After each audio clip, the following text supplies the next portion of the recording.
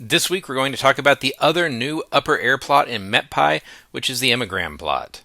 And this plot is similar to a Stüve and similar to a Skew-T, but not really quite like either one. So we're going to talk about the differences and see how you can make this with just a few lines of code using Python and MetPy. Welcome to another MetPy Monday.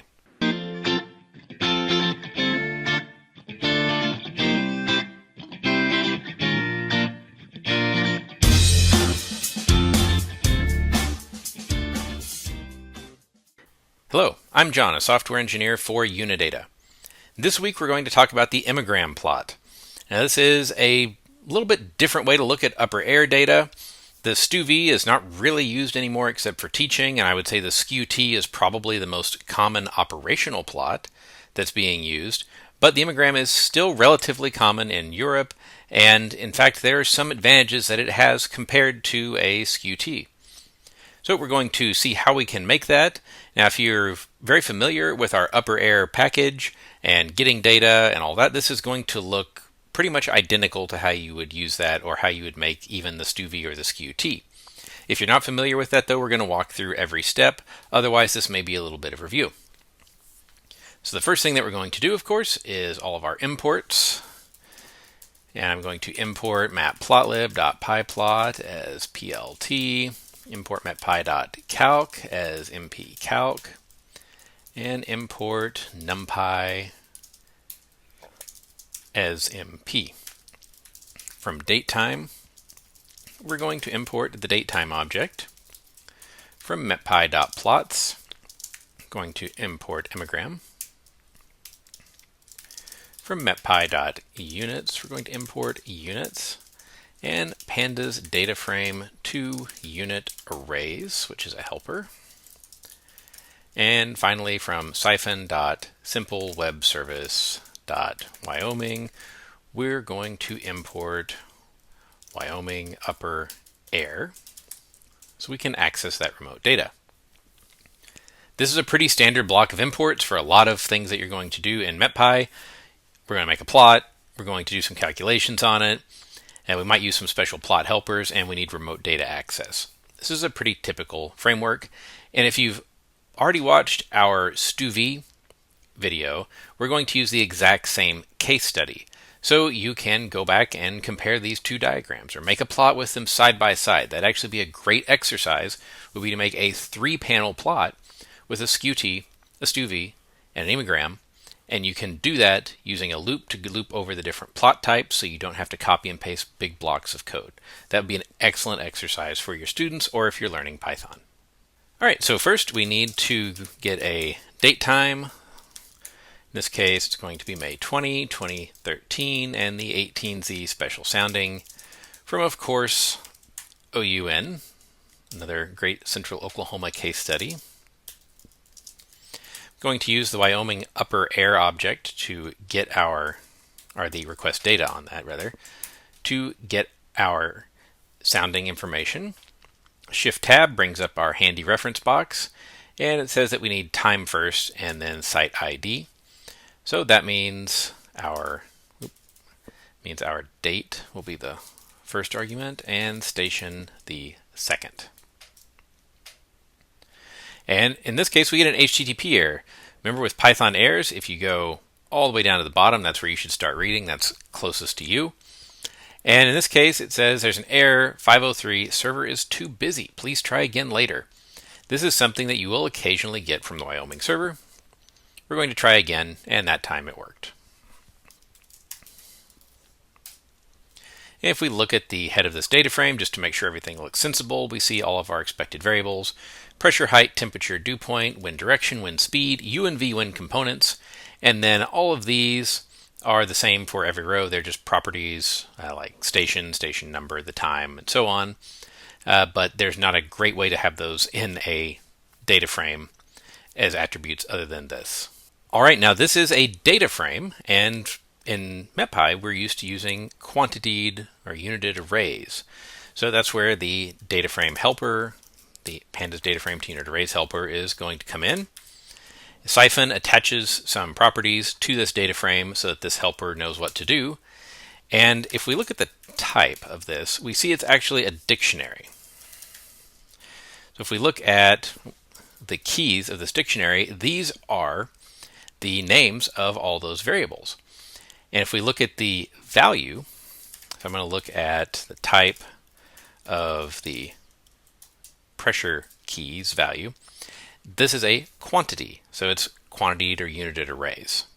So now we can do calculations and do plots, and MetPy is going to know what to do. So if I just look at pressure itself, then we see here's the magnitude and the units. So that makes it easy to attach those units. So we've got our data, we've done very minor pre-processing.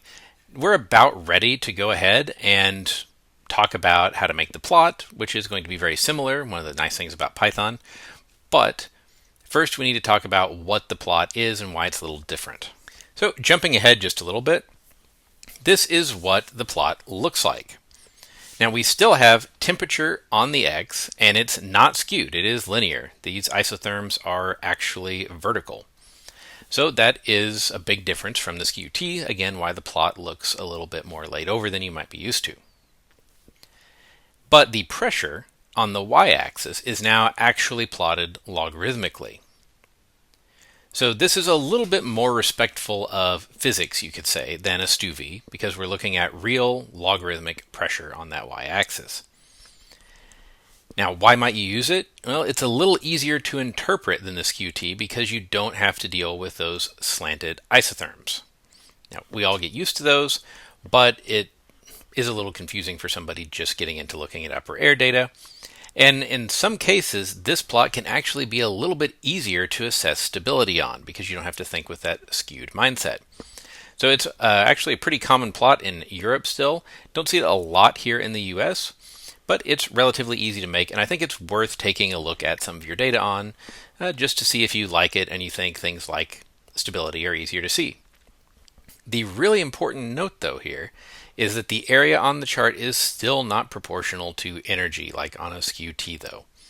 So we can maybe think about stability here, but if you think about area, comparing areas of CAPE and CIN, it's just not going to work on this diagram like it does on a Skew-T.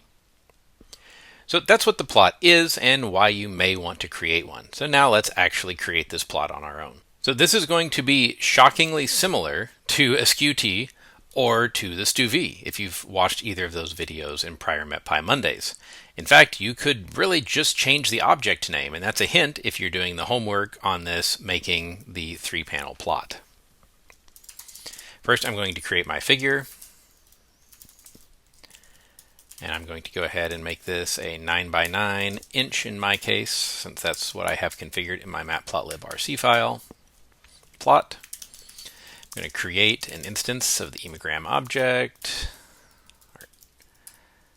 And it takes figure. Then I'm going to call the plot method on it. And I'm going to pass pressure first. Temperature next, and for color I'm going to specify the Tableau red color. We're going to do the same thing. In this case, again, pressure, and then dew point. Tab completion really saves you a lot of typing here. I can't emphasize enough how much tab completion is going to save you in time. If we just run these 4 lines, there we go. We have the plot. It looks very similar to the Stüve because of those vertical isotherms, just vertically scaled a little bit differently. So now let's go ahead and add in some of those fiducial lines.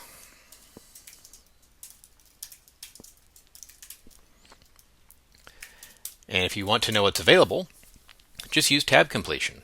And if more than one thing's available, it's going to come up. I'm going to plot dry adiabats first. Again, I like my dry adiabats to be plotted green, solid lines with a narrow line width, and I'm going to plot them using MPA range every 10 degrees between -40 and 200. And don't forget to attach the units of degrees Celsius. Okay, and then I'm going to plot moist adiabats. And here the only override I'm going to give is line width. So now we've got moist and dry adiabats plotted. You'll notice that the dry adiabats are almost linear. They're starting to show some curve up here. And the moist adiabats are linear somewhat, and then they eventually do start curving. All right, now let's go ahead and put a parcel profile on this. We're going to do this just like we would on any other plot using MetPy Calc's parcel profile calculator, which is going to take the pressure levels that we want that profile at. It's going to take the temperature at the surface, or the starting temperature of the parcel.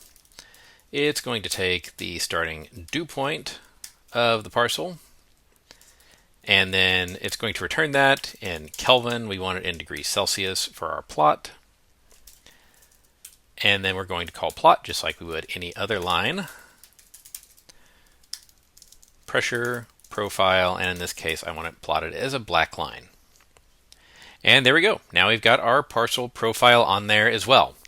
So you can see this is very similar to a Skew-T, very similar to a Stüve in how it's done. That's one of the beauties of Python and the design of the MetPy plotting modules in general, is that we try to design it to where you can interchange things very nicely. So if you want to add wind barbs to this, you're going to do it the exact same way that you would do on any of those other plots.